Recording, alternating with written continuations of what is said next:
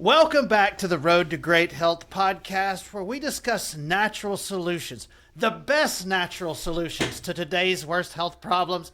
I'm Dr. Kevin Lenderman from South Louisiana, Dr. Kevin's Wellness Clinic, and I'm joined by my mentor, Dr. Rob DeMartino out of Las Vegas, Nevada. Doc, what's up today? Doing great, man. How are you?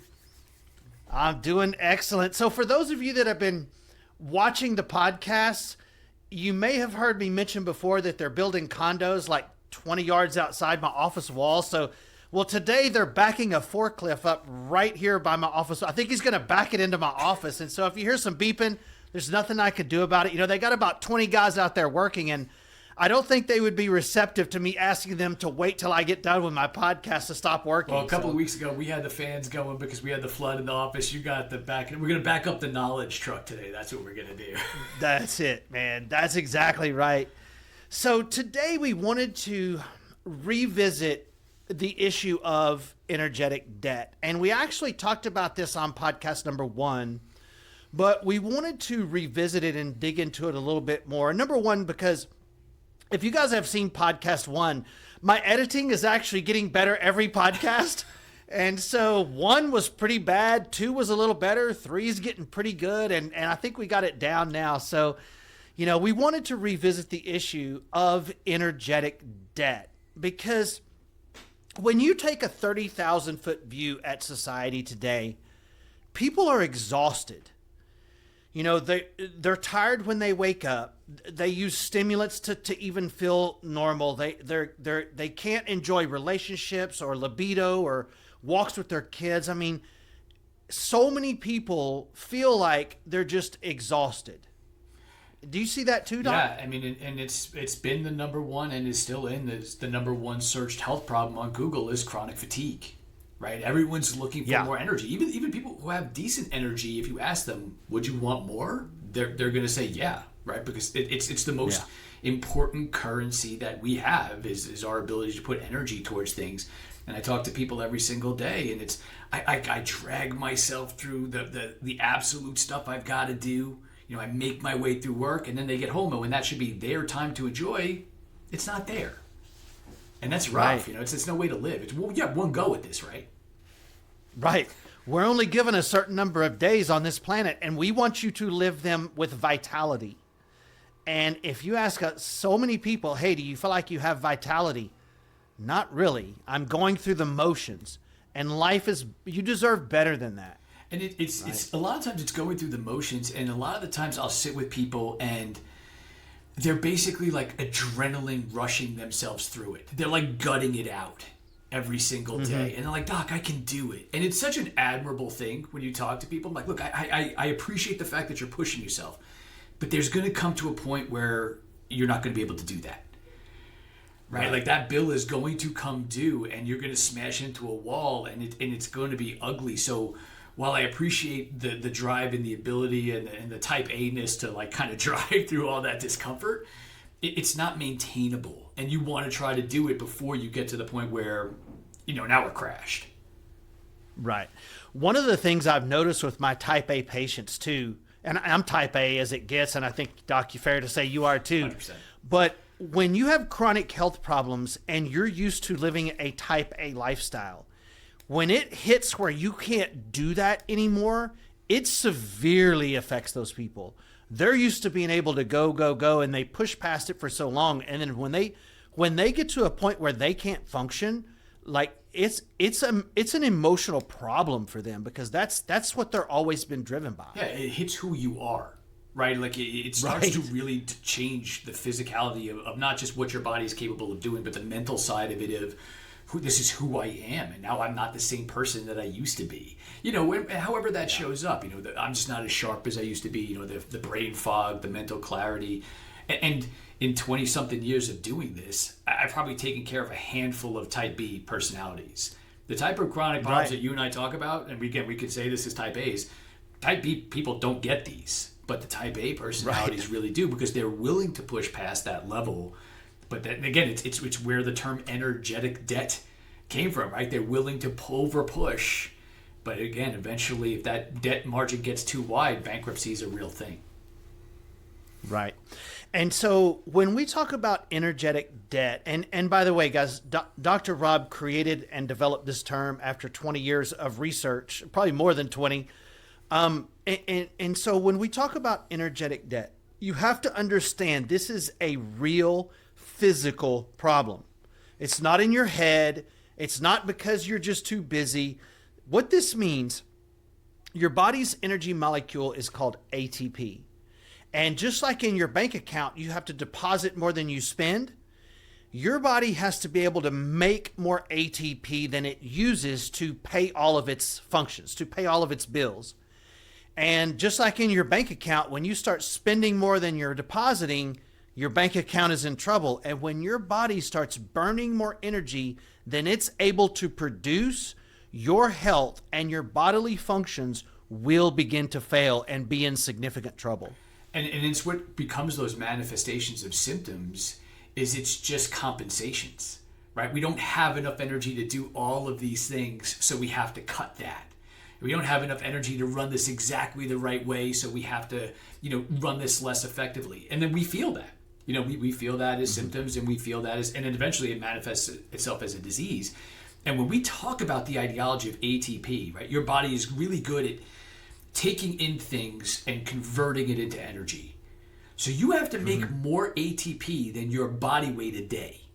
Right? Think about that. You're talking about a tiny, tiny little molecule, and for a person who's about 150 pounds, you have to make about 180 pounds of ATP a day. And that's if you're not that physically active. Right? That's at a pretty moderate level of activity. So if you're doing lots of things, or then a type A personality that's really pushing itself, the demand on the body to make this much energy is so high. And I think the biggest disconnect here, which is part of the reason we want to revisit it, is when you ask people, how does your body make energy? They don't really know, right? Because nobody really told us, and it's nobody's fault that they don't know. Nobody really told us. And the typical thing that people will say is, well, I have to eat more, right? Or eat better, or eat more. But we've already proven that eating more for more energy fails, right? That's a broken paradigm. It's been disproven a gajillion times. Because really, we don't take food and make it, we have to convert that food stuff into energy. And there's a process that your body goes through to do that. And for most of the people, it's not the food that they're putting in or the amount of it. Most people putting in more than enough. They're not able to convert that into usable energy that actually makes the body work the way it's supposed to. Right? And when you look at the big ticket items in your body that use the most amount of energy, your brain is 2% of your body weight, but it uses 25% of the energy. Right? Yeah. Your heart uses a tremendous amount of energy to beat every single second of every single day. Your immune system uses a tremendous amount of energy. And then when we look at it, what typically gets, at least Americans and most people, what typically is the thing that ends our lives, health problems, it's brain disorders, neurological disorders, right? Which we're seeing a huge increase of. You've got heart, number one killer of guys, right? Men in America's heart. And then you got immune system dysfunctions, which is autoimmune and cancers, right? These are the three. Mostly women. More women. So you get the three big ticket items that are exploding, and it all comes down to there's not enough energy to run these big ticket items. Yeah. Just like if you're paying your bills and you don't have enough money to pay everything, you're going to prioritize. You're going to pay the rent and the electric bill so you have a place to live, but the cable bill, that could wait. And this is how your body will do. So it's going to just keep you alive, but not keep you in vitality. And I talk to patients, and I know Dr. Rob does too, that have limped along feeling like this for years. And, Doc, one of the things I notice people do all the time is they'll tell me all of their health problems and symptoms, and then they'll go, well, yes, and I have fatigue as well. They think the fatigue is caused from the health problems. It's actually the reverse. Being out of ATP energy is what has led to you developing those health problems. And people think of it the other way around. It's a really interesting paradox because we think about it as, but again, this goes against the medical model, right? Of we have disease because the body's made a mistake or it's dumb. And it's an outside in type of process, and it's not. Again, if we can make enough energy, we're able to run all of these functions in these big ticket items. I mean, we see this in everyday life. Right? As we get a little bit older, right? They'll look at our senior population and it'll be like, look at that person, right? They're 90, but look how much vitality they have, right? They're up and they're moving around and they're going on cruises and they're doing all these things.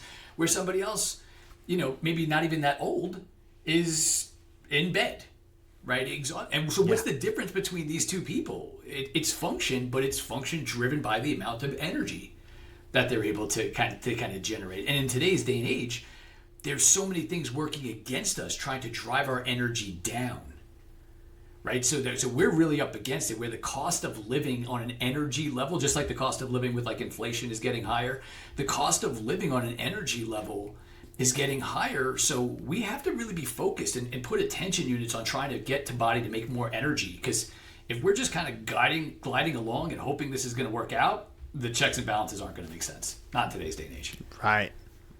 We are living in a very energetically expensive time. Like, compared to money, it would be like Dubai or somewhere. Yeah, exactly. Like our body is expensive right now with all the, the blue light and the stress, the EMF and all those things we talk about on this podcast. Like, our bodies are being drained every single day, and we don't make energy as good as we used to. So it's like we've got a lot of bills coming out and we're not making as much as we used to all at the same time. And it is almost the perfect storm to develop chronic disease. And that's why we're trying to get this word out to people, is that there are answers for this. You're not going to find it in a prescription bottle or really even a supplement bottle, but there are solutions for solving these mitochondrial type disorders. And, just so you guys know, Dr. Rob is the one who kind of developed all of the information we use and the research we use and the treatments we use on how to fix your mitochondrial dysfunction. Because when we talk about energy and we talk about ATP, that comes from your mitochondria. Yeah, individual little parts of your cells that they're designed to be transformative, where they will take basically whatever we put in, whether that's grounding, whether that's sunlight, whether that's hopefully good, healthy food, and it converts it into a form of energy that we can use, that drives our bodily functions. And again, if this process is really efficient, this is metabolism, right? So people say, I have a fast metabolism. Well, what does that mean? It means you're really efficient at taking raw materials and converting it into energy. And when you do that really efficiently, any excess your body can burn off basically as heat. Now we look at that and say, the person's thin, right? But if your metabolism is poor, basically you're not able to transform that energy. Now you have a slow metabolism because it's putting all this fuel into an engine. Like, I go to the gas station, I fill my car up with gas, but I don't turn it on and I don't drive it around. If I keep going and filling it up with gas, eventually I'm just having overspill, right? I'm not burning through any of this fuel. So now I have to store it in extra containers, right? That just gets stored as excess. And then we say, okay, we gained weight. And that's why when most people think about the idea of, hey, I'm going to eat more to make more energy, we end up pretty quickly with an obesity epidemic because we can't transform that energy. And the paradox... Wow, that's fascinating. Yeah, the paradox of this, especially for somebody who's sick, physicists fight about this all the time because it's like, well, what is energy? They don't really have a definition. Energy is the potential for change.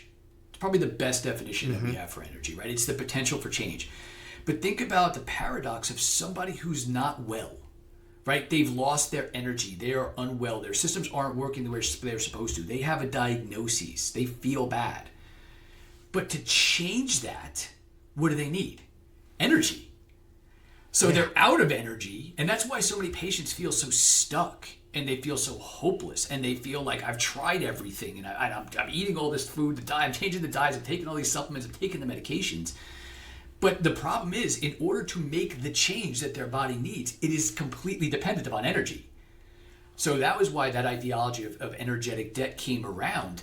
There are brilliant scientists, and these guys and gals are doing unbelievable research that prove all of the things that we're talking about. If anything, it's probably the most accurate science that we have. Where I came in, I was like, well, this is all great, and I read it all, but I'm like, what do we do with this? How do we actually physically do something about this for someone? And that was really where my kind of role came into it. I didn't create the science. I don't have a research lab. It's just, how do I take what we know and put in functional things that we could do for patients that will actually solve this problem for them? Because again, if we can give them more energy, ironically, the ideology of energetic debt came up, and I've told you this story, is I was watching reality TV with my wife, and we were watching reality TV shows where they fix businesses, right? And it's the same process, no matter what business they do, right? They give them a cash influx, they clean up their books, and they optimize their systems. Well, I was like, well, that's kind of what we're trying to do here, right? We're trying to give you an energy influx. We're going to clean up how much your energy spends, right? Like, is there stuff that's stealing energy from you, which we'll talk about? And then how efficiently can we transform what you've got into this energy? And if we can do those three things, it's pretty unbelievable how much of this stuff starts to fix on its own. And of course, the long game is fixing the problem. The short game is the person starts feeling better. Right. Yeah.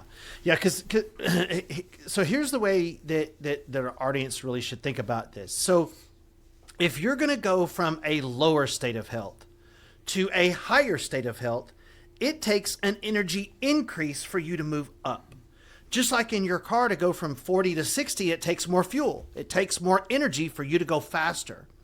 Well, if you're barely treading water here energetically, I don't care what you do. You could be at the best doctors in the world with the best treatments in the world.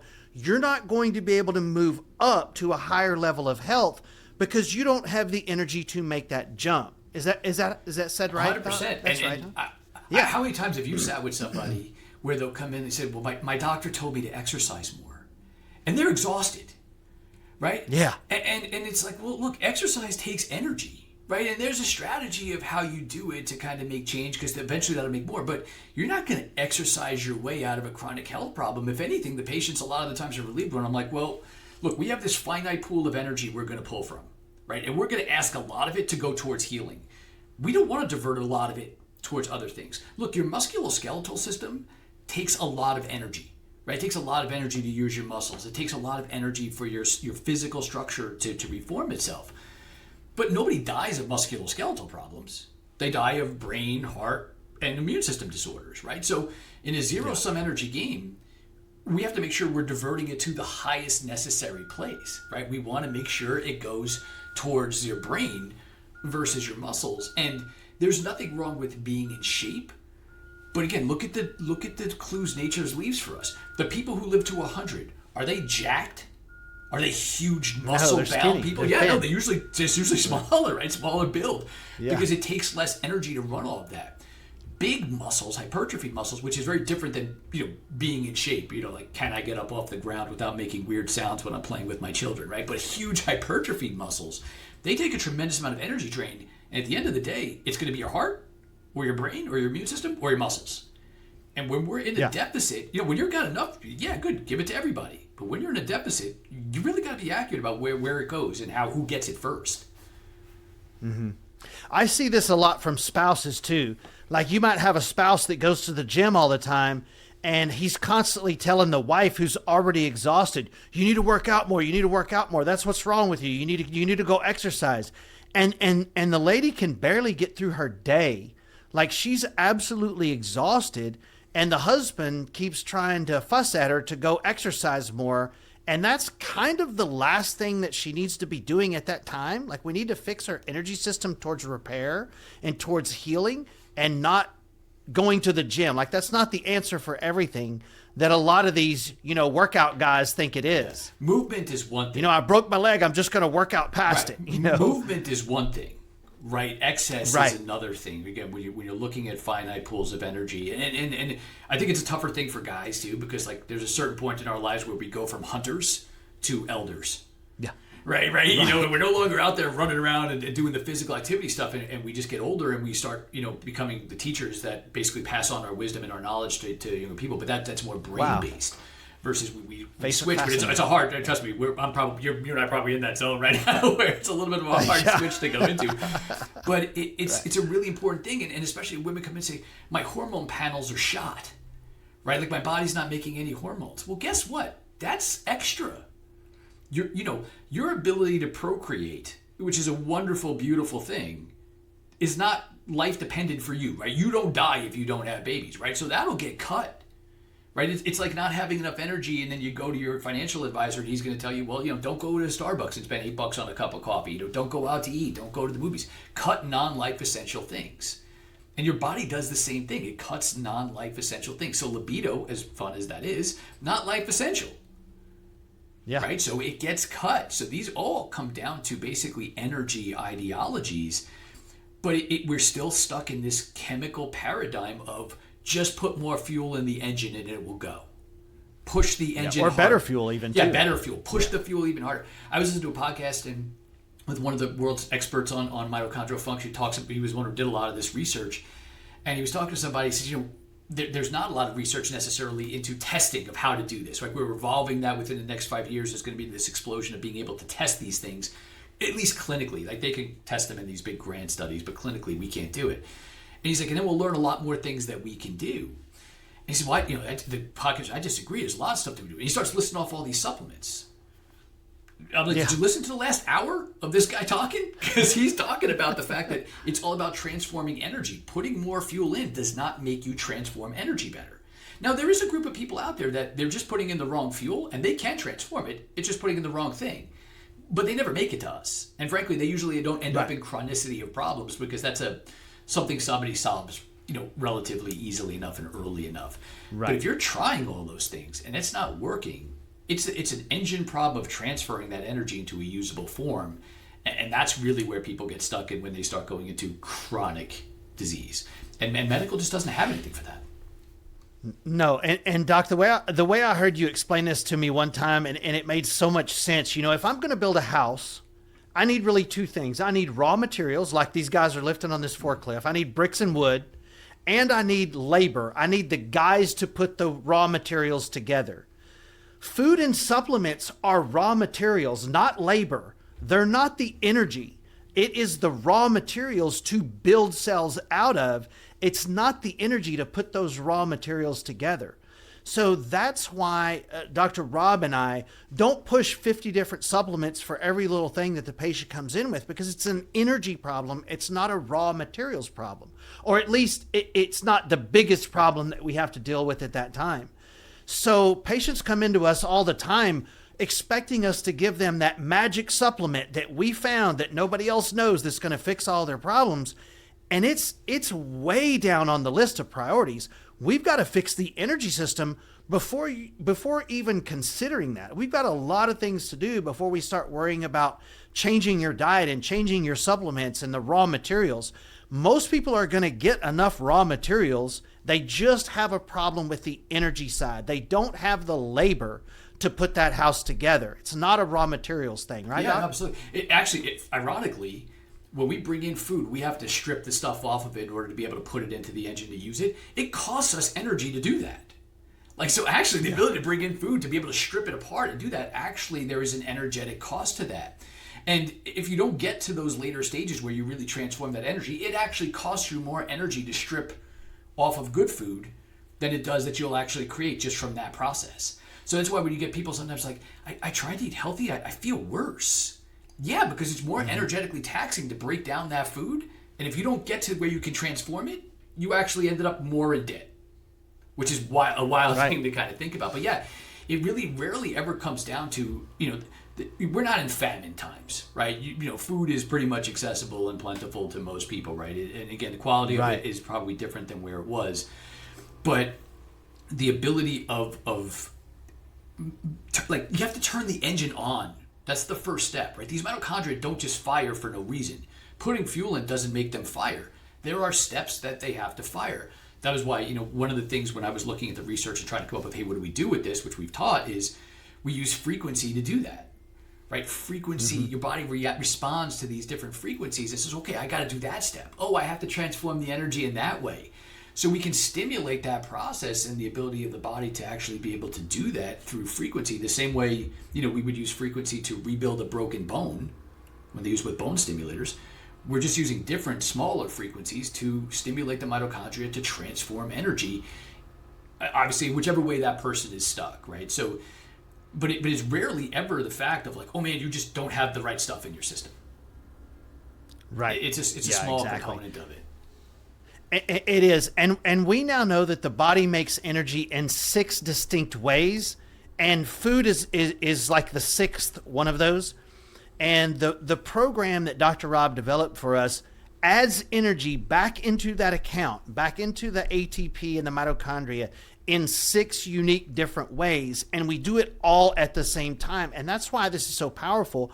And, sometimes I'll be talking about what are the therapies that we use, and the person's like, oh, I tried that.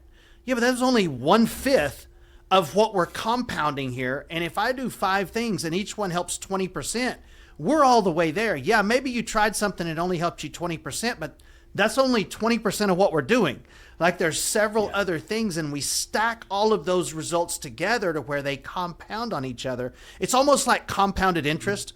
Like if you invest $10, then next time you're making interest on the 10 plus the interest. And that's the way our treatment plan works, is we're compounding your body's ability to fix its mitochondria, regain its ATP, and actually get out of energetic debt. And then we can deal with the other things one at a time. But if we don't do the energetic debt first, it doesn't matter what we do, you're still going to stay stuck. Yeah, you used the house building analogy before, and I use that one a lot too, because I was like, look, everybody cares about the exciting stuff. Like, what does the house look like? What's the door going to look like? What color are you going to paint it? What's the style? Nobody really gets too excited about the foundation. But at the end of the day, if you ever had foundation problems, it's one of the most important things because it's huge. And that's it. People want to jump into the repair cycles. I'm like, you don't have the energy to do that, right? If we have to ask for something from your body, right, we're going to have to be able to make sure that it can pay that bill. And sometimes we have to rebuild somebody up. And again, sometimes that doesn't even make them necessarily feel the symptoms go away. It's like, but if you want this to go away and you want this to stay away, right, that's what has to get rebuilt first, the ability to be able to actually do these things. Then we can make your body do it. But just making your body do it, maybe they feel a little bit better, like you said, but it's not going to stay. Because it's not a sustainable system that'll run on its own. It's always said it's my job to obsolete myself, right? If your body could if I'm just trying to catch you up, get these things fixed so your body can transform energy, teach you how to do it, and then if your body can do this from now until forever, and you give it the stuff that it needs, you don't need us. But you're going to have to be focusing on this for yourself, for your kids, for your family members, because like you're saying, it's such an energetically expensive time. There are so many toxins directly to our mitochondria. I was talking in the movies you watch, like the guy will take the cyanide pill and it'll kill him instantly. Mm-hmm. Cyanide poisons your mitochondria. It is a straight mitochondrial toxin. Your mitochondria stop working immediately, so you die instantly. Right? In the movies, when they do things like truth serum, like, they inject the guy in the head, it actually is a mitochondrial toxin that's not as severe as cyanide. It doesn't kill you, but it weakens your energy production so much that you don't actually have the brain capacity to lie. Wow. Right? So again, when you talk about how these things bleed into like stuff that we would have seen and know, and that's where these analogies are great because it simplifies complicated topics into basic things that we've all experienced, but it does narrow down an incredibly difficult scientific topic into this tiny little box that this is an overly simplified version of this. But the ideology is the same. So it still bleeds into everything that we see. But again, there's no pill, there's no surgery, there's no pills in development for mitochondrial stuff. It is just not going to be something you're going to find in the conventional state. Yeah.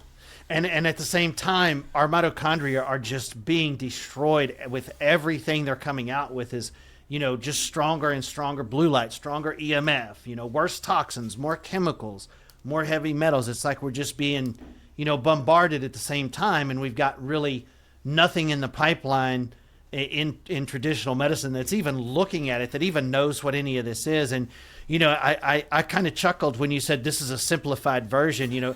Just to let you guys know, I've studied mitochondrial science with Dr. Rob for about 15 years now, and I started getting it about the last 2 years.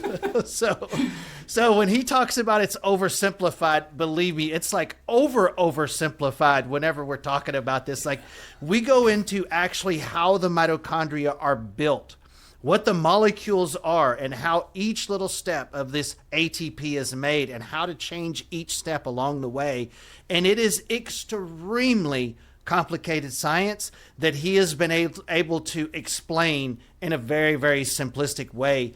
But all of the different therapies that he has developed for us is each designed to rebuild the body's ability to make energy in very, very specific ways, depending on where it's broken down. You know, if a car has a bad alternator, you're not going to change the exhaust pipe. Like, you've got to know exactly where the mitochondria is broken and then do things very specifically to solve that one piece. And that's why it's taken 15 years to get into my thick skull on, you know, exactly how to do this stuff. But man, just amazing work that his program is able to do for these kind of cases. And we're on the precipice of this, right? They're learning more and more every single day on this sorts of stuff. The research is very much kind of heading in that direction. Again, it's alternative research, but you know, to that end, how do you know where that part is broken, right? Well, we can't do the test that everybody else does.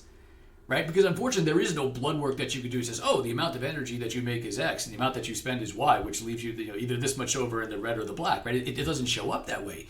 So a lot of times when people bring me blood work and I'm looking at it, I'm like, oh, you're not making energy here, here, and here. And they're like, well, my doctor didn't tell me that. So you have to read between the lines.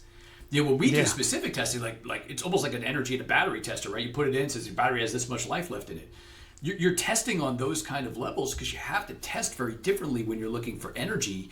Again, at some point, hopefully soon enough, we'll be able to test stuff like that on labs and be able to get those levels of detail. But there's no other place where this is going to go, right? Like every other model has failed, right? Better health through better chemistry has failed pretty violently at this point, right? Better health, even through nutrition and all those things, that there's a lot of benefit towards that. But, you know, we've talked many times at seminars. I'll say, you know, I would take somebody who has healthy relationships over somebody who has healthy diet any day of the week and twice on Sunday. And you can see it. That is so fascinating. You can see it from an energy perspective. Think about it, right? You could have a 10-hour workday where you work real hard, or you could have a 10-minute argument with somebody, and you are way more exhausted after the 10-minute argument. Yes. Right? So when they say stress kills, that's what they mean. It costs a lot of energy that at this point we're not able to pay off those bills. And those people who let it like roll off their shoulders, they're either consciously or unconsciously doing something that makes enough energy in their system that they're able to basically pay those bills and not have it have a negative effect on them. But that the straw that breaks the camel's back is usually pretty profound, because they say, well, what was it when I turned this age? Or what was it after I got sick this one time? My health has never been the same. It has nothing to do with that age. It was that moment where you overspent and it finally put you into the debt cycle. Yeah. Well, Doc, that is so fascinating. And, you know, you mentioned the importance of stress. Why don't we do an entire podcast next week on stress? I think that would be something. We haven't done that one before, and it's such an important topic. And so many people feel stress, and because they're low energy, they can't manage the stress well either. And then the stress puts them into worse energy problems. And so it's kind of a downward spiral. So why don't we have next week's podcast just over stress and how to deal with it? That's a beautiful idea. Yeah, absolutely. I like that. So next week, guys, we will go deep into how stress is affecting your body and your health and your hormones and your mitochondria and all of the details with that. So thank you guys so much for joining us on the Road to Great Health podcast number 12. 12 already, man. That's awesome. Yeah, it goes good quick. Deal. So 13 next week. Don't miss it. Guys, if you have any of these kind of health problems, you can visit our website. We'd be happy to talk to you about it. Dr. Rob, another great one, man. Thanks again. Good seeing you. See you guys next week. Thanks, guys.